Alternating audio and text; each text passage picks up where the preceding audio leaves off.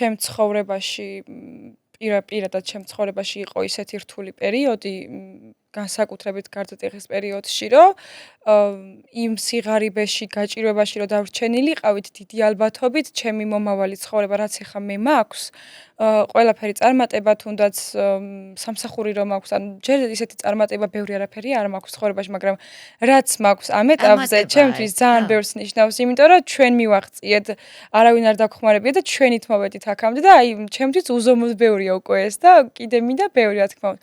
პირველ რიგში ეგ რომ იქედან წამოვედით და ისე არ დავიღუპე იმ კუთხით, სადაც მე ვფიქრობ, რომ დავიღუპებოდი. მანდ დავიღუპებოდი აუცილებლად დედამ გადამარჩინა მართლა მაგ ყველაფერს და აი უზომოდ დიდი პატივისცემა რა თქმა უნდა მაგის გამო კიდევ უფრო მაქვს, რომ არაფრით არ დამტოვა ესე გასაჭირში და გადაგვარჩინა მეც და ჩემიდაც რა თქმა უნდა.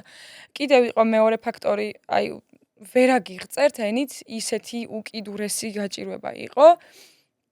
აი რო გცივა უკვე და გათბობა რო არ გაქვს და საჭმელი რო არ გაქვს, აი ეგეთი დონის გაჭირვება გამოვიარეთ ჩვენ. კი სოფელში, აი მასეთი დონის გაჭირვება